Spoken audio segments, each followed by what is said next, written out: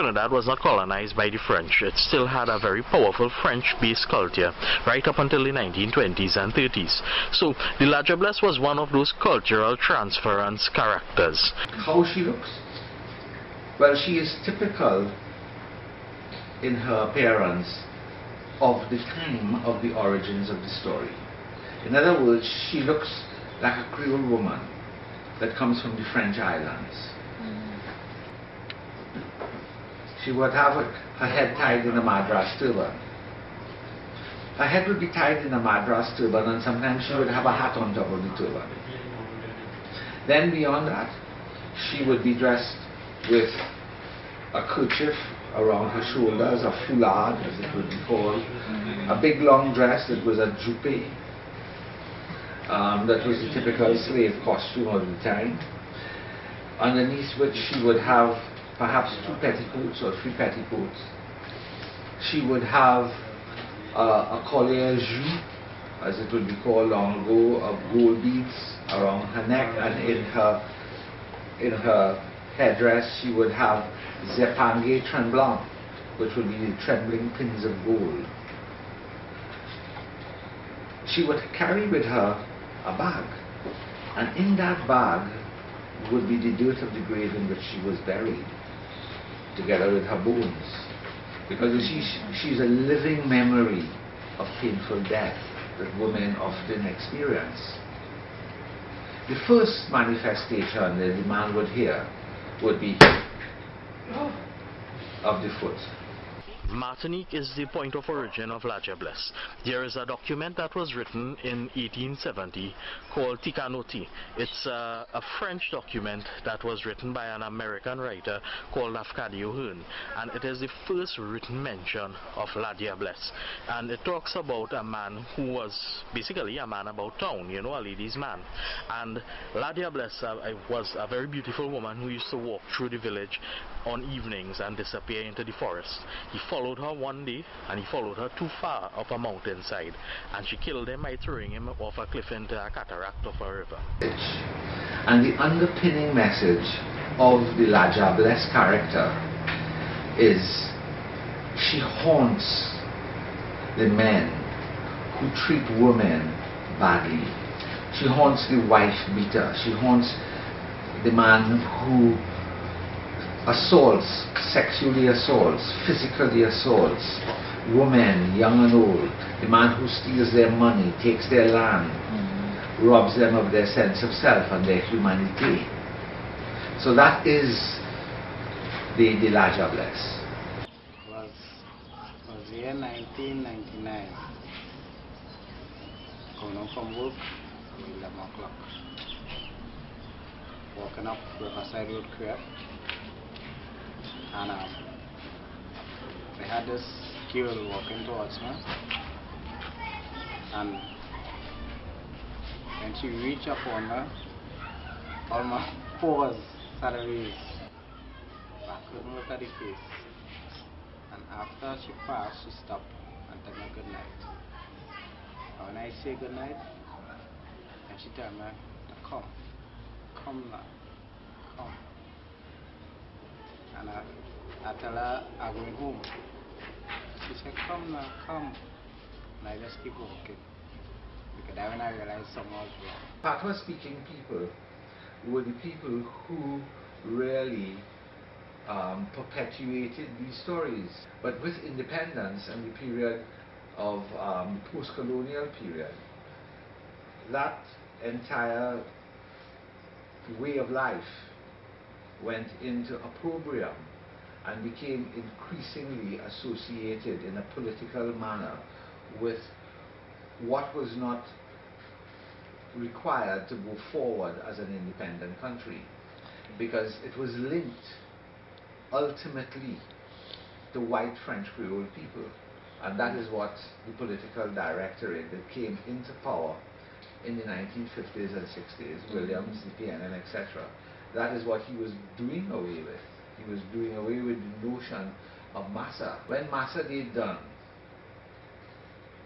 included the la diablesse and all that meant, all that entailed, that marked the end of the identity-forming mechanisms that gave old Trinidad its Creole characteristic, its Creole nature. Myth.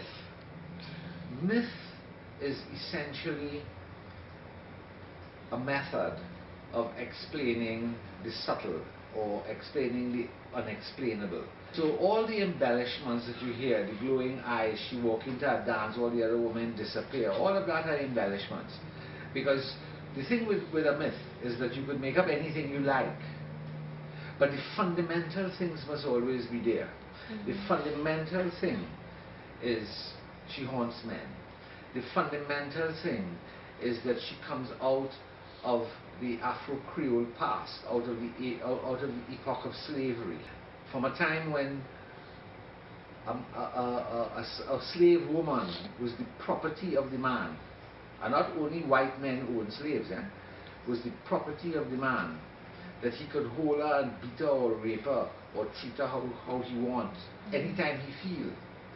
And then subsequent to that, men believing that when they have a woman, whether they marry them or they're living with them or they have them, they own them, could beat them or treat them how they feel. That is the core of the story. The fact that she comes to you with her bag of bones and her graveyard dirt tells of sometimes her ultimate death at the hands of the man. The way that she is dressed speaks of the period in which the story originates. The period of when women dressed in duet and foulard and madras with zepengé trim blanc. It comes out of the time. I remember as a small boy in my yard when my mother would say things like, the Duen will come for you and catch you and so on. And so you've got to be afraid of Duens, you're afraid of Legohu, you're afraid of Soucouyant, you're afraid of spirits. Like if somebody dies and you know their spirit is supposed to be around, and you form your own conclusions. The whole thing comes out of fear. And you see, as we are losing, as human beings are losing their fear now of the natural, you don't find that the number of Soucouyants flying about like they were in my youth. In my youth, every shadow was a Soucouyant. And I remember one night my brother and myself were going to church, and there was a banana tree, the leaves hanging down. And the moonlight on that tree made this banana leaf look like somebody dressed in white. So my brother said, "Sonny, look, the spirit there, look over there, right?" I took off with all the speed I had. Nobody could catch me. I must have broken a record. Yes, I mean this. You are ignorant, you don't know, you believe it's possible. When I became, say, about around 8 or 9, I used to ask myself, but no, a little older, when we begin to learn about gravity in schools and so on, in my technical school, 13, 14, how could a Soucouyant defy the laws of gravity? How can you do that? And I was thinking, well, why do they take planes to go to New York or somewhere? Don't they just fly, you know? And it was absurd and ridiculous to me, and I guess that I was a bit unusual in that. The Soucouyant is one of our most hybridized folklore characters because it combines both the European vampire. I mean, everybody knows Count Dracula from Bram Stoker's writings, and it also combines the Nyanga, the witches of West Africa. It said that there was an old French Creole family of long ago that brought the vampire tradition with them. It is recorded in Russell's Legends of the Bocas that on Shodo Island, off the coast of the north coast, below the hill in Parami, that there was a Soucouyant there. There was a Soucouyant of Shodo Island. And it is suggested that this was the beginning of the Soucouyant tradition, because that island was owned by the Temptress family, who were French people who came to Trinidad long ago. And that is where the Soucouyant tradition may have started. Because again, Soucouyant is the Frenchified version of Soucouyant, which is a form of spirit. So again, the source of the name is ultimately, it's coming out of the French tradition. So this is the origins of it. Now, it is fundamentally the story of the seduction into the cult of the Soucouyant. Because you see, it's never one Soucouyant, you know. It's a nest of Soucouyants. That's why the idea of a school of Soucouyants is a nest of Soucouyants. There's many Soucouyants. It takes one to make one. It is a woman who creates another woman into a Soucouyant. And it goes over a long period of time. You see, a old woman take a girl, she bring her up in the house, she change her after a while, but by the time a year or two pass, the girl no longer even recognizing her own mother. She don't even recognize her family. She becoming a different person. You don't see her when the day comes. When you see her, she looking strange. You can't figure out why she look, what is the strangeness that you're perceiving? But she's becoming a different person. You notice that she's getting thin and hard and bony, because her diet is changing. What she's doing is that she's learning how to live off of blood. At first she attacking the livestock. You know, you might have a donkey in the yard, you notice the donkey getting mager. Is the Soucouyant sucking the donkey because, you know, that's all she could do.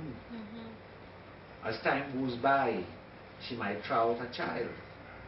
By that time she learning how to fly as a boy. If you want to be a Soucouyant, the first thing they'll give you is this. Because you have to go to Laperoute. You have to jump over the gate opposite the ice factory on Tragarete Road.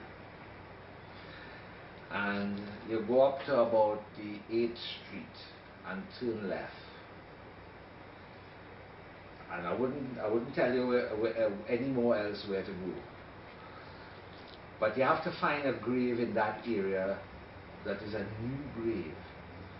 So when you come into it, you'll be guided by the smell of the roots as the flowers begin to wilt and decay. So you'll smell the smell of the freshly turned earth and the dead flowers, so you know where you're going until you reach the big pile of dirt and all the roots and things pack up. But you have to do all them roots and all that. And then you have to begin to dig down the hole. And you dig down the hole. Now you have to do all this personal here. You can't carry anybody to say, well, look, you have to dig here for me or any kind of foolishness like that. You have to dig. And you dig down until you reach the box. And when you reach the box, you have to bust the box. And as you bust the box, but you get the vampiric corpse. You must mind that. You have to push your hand into the rotten, putrid flesh of the corpse. And you have to find the liver. This is the only chance, eh? And you rip it out. Now how you dilute this putrefying liver into oil is a secret. And you make this oil, you see, the penny is what you dig out the liver with. The penny is what you mix it with. But it has to be a penny, a black penny. That was the most surreal thing that ever happened to me in my life. Like I'm still kind of on edge because it's the first time I ever see something like it. It looked like a flare, a mini flare, but without the smoke. One female with us, that's the one thing, and she naturally would have been the most cautious, to put it mildly, because I mean, 6 other men in the house, or 7 because my boy's uncle was there as well, and talking about Maruga, electricity going, they just see what appeared to be super good. And you know, they want to sleep. What to do? So she and I came in, sat down on the couch, the cushionless couch. She was nodding off as well. This is on her leggings. Right? She have on her leggings, have on she fully clothed. So, you know, in the morning when we wake up, this is about 3 or 2.5 hours after, probably about minutes or 7, somewhere there. Everybody snap out it and recharge enough. She shows us this mark on her inner thigh.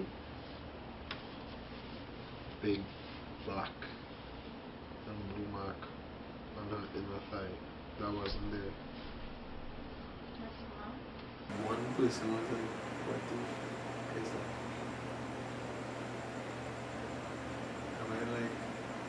And I want to turn around, I don't want to turn around and receive. This is part of our culture, the culture which we have grown, and we have to record it. It is very important for these stories to be kept alive, because if we don't keep alive these stories, all that we get is American black culture. The folklore characters of Trinidad can only be kept alive if we keep repeating these stories and if we record these stories. There are many children who have never even heard of La Diablesse, and it's a sad thing really, because it is very, very much a part of who we all are. There is no ethnicity in preserving folklore. It is a part of national history.